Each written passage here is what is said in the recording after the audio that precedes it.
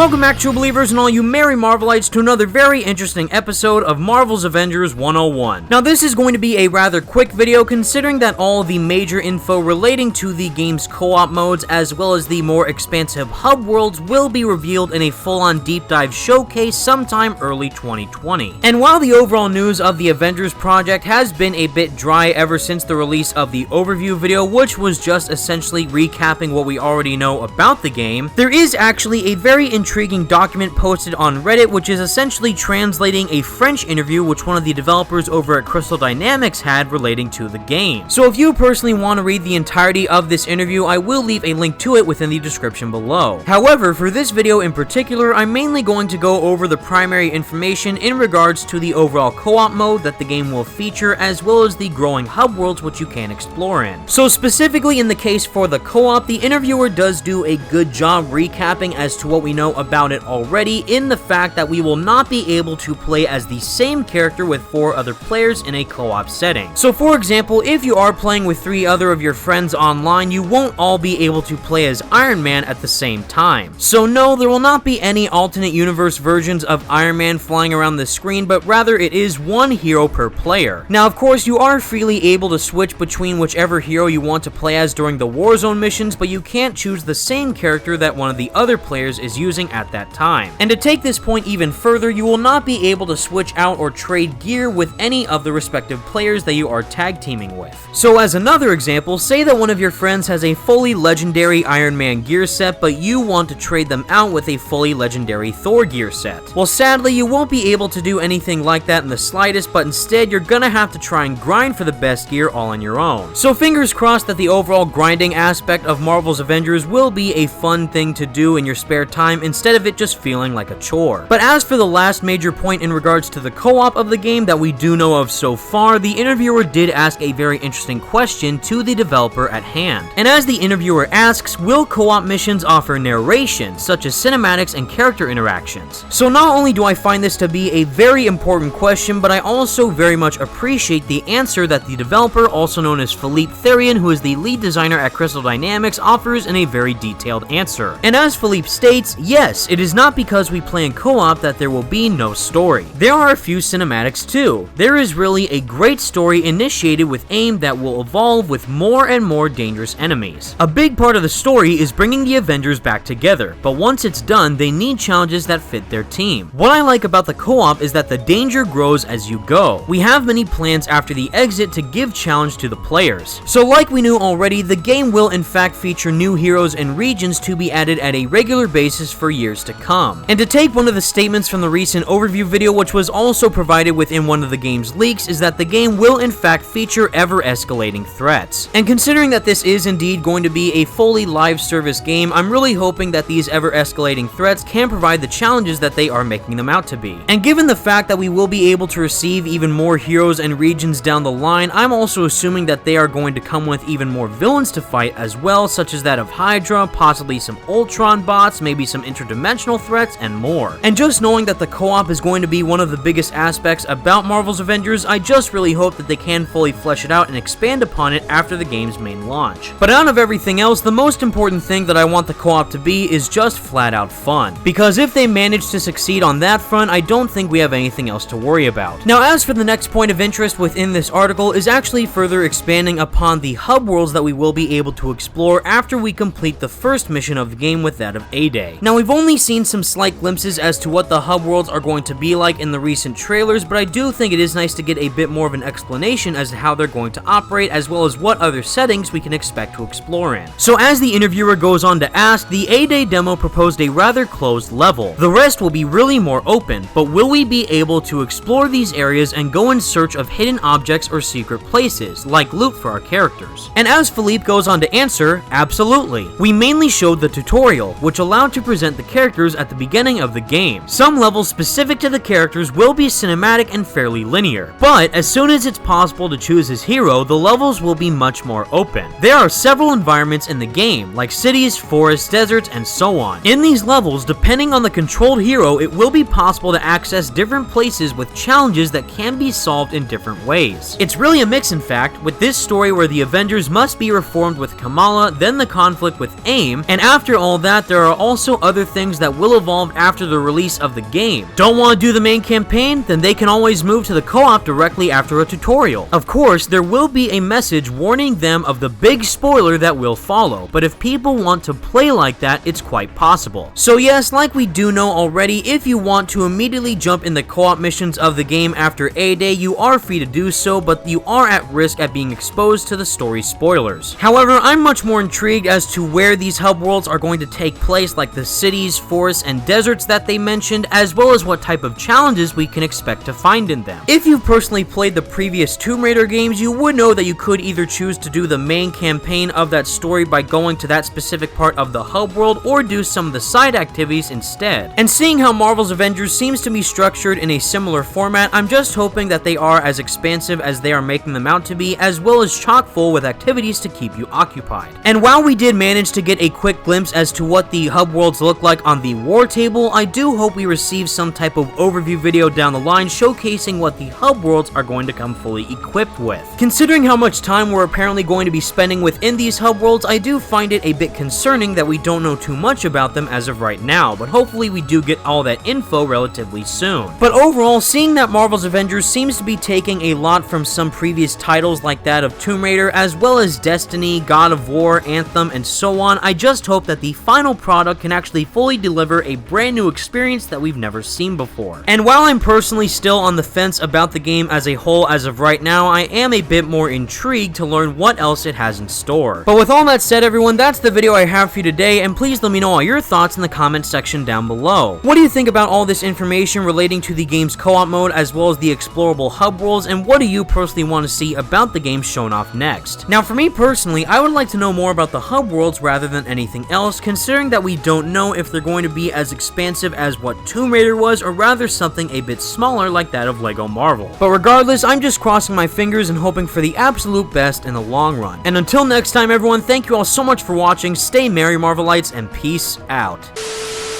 Using the war table, you can launch into two different types of missions. Hero missions are the single-player campaign experiences showcasing specific heroes, and Warzone missions, which are played solo or online with up to a total of 4 players. All missions drive the narrative forward, and all of your hero's progress is shared across the entire game.